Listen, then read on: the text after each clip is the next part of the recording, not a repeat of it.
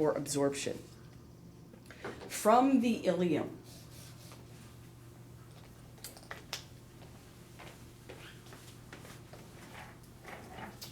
let me grab this real quick. From the ileum. And again, remember that we have trap doors all over the digestive system to kind of keep and contain materials into certain areas. I'm going to extend this just a little bit to give us a little bit more room.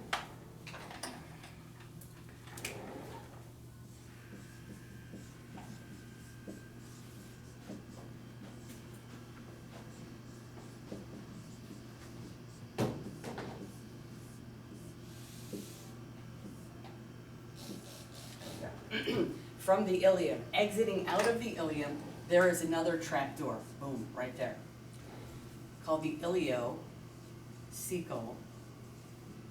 valve. And the ileocecal valve will contain all the material that is there in the small intestine before it exits out into the large intestine.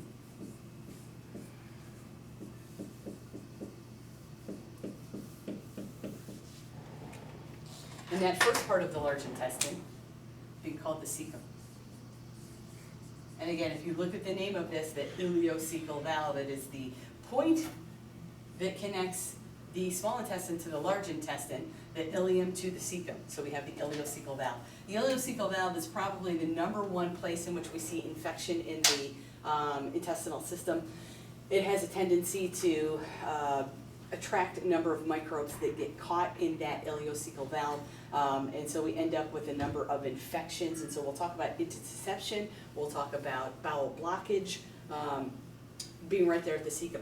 Also from the cecum, and the cecum kind of has this big opening and almost like, there we go, almost like a big outpouching, so that a lot of material that gets dumped in there could end up being residual in that area. But hanging off the cecum, we have a little extension that in theory nobody really knows why is there. I'll tell you, it's to house toxic-based materials that the body doesn't know how to break down. And so we'll talk about the appendix as we get to the large intestine. Okay? So this guy right here is called the appendix.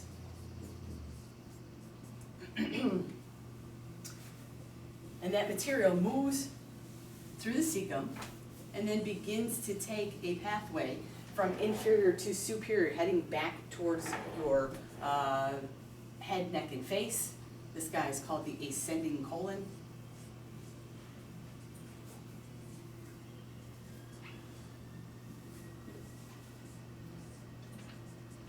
And then we'll make a right-hand turn and come right across the middle of your body, called the transverse colon.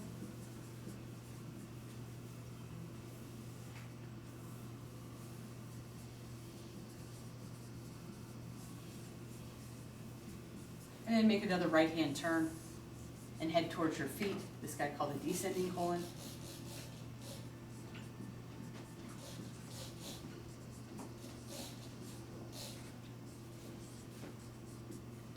Now, we know that residual waste doesn't hang out here on the left side of our body, so we have to get the residual waste from the left side of the body back to the middle. How do we do that? So this descending colon is going to take a S curve back to the middle of the body, and we call that S curve the sigmoid colon. So there's our sigmoid colon heading into the rectum,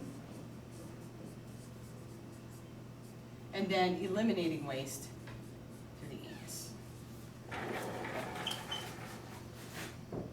We will talk about all the parts and pieces, all of the functions, all of the characteristic features as we get to the board here in just a few minutes.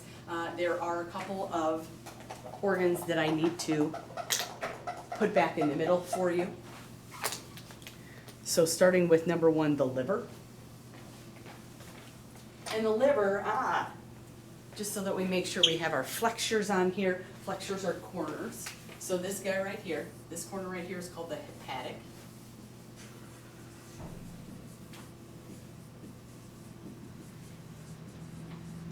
Indicating that the liver might be right there, okay? The other one right here, called the splenic flexure.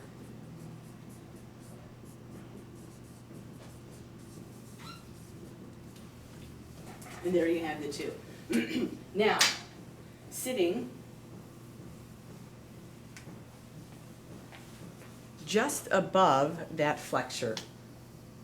Yeah, we'll use this guy and we'll use this guy. Sitting just above this flexure, right where the duodenum. It's really, really important that it comes in close to the duodenum, because right near the duodenum is where, or into the duodenum is where the, a number of enzymes and chemicals will be distributed from the liver that help us break down any of the food product that's coming out into the duodenum. So,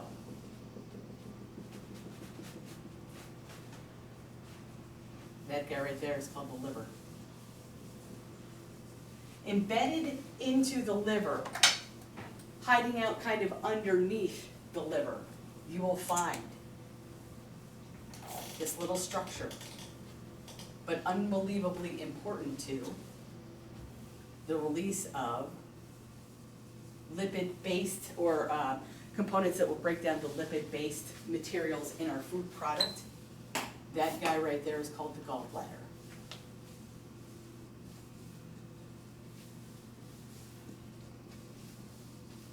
You see it's indicated in green. On the models, when we start to look at them, the color green will show you the bile that's being stored inside that gallbladder.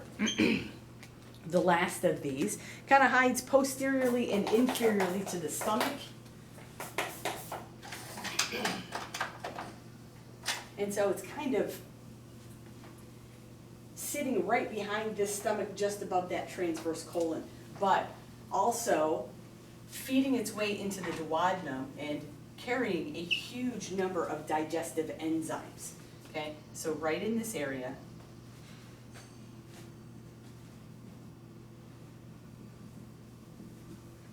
we're going to put in the pancreas.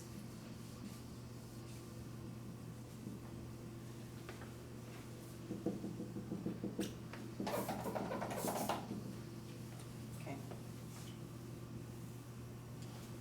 So take a look at that, take a picture of it, be able to write the pathway all the way from oral cavity to anus. We will go through each one of these pieces as we get into the lecture series here in just a minute, but I'm going to leave this up so that you can take some pictures, you can finish out writing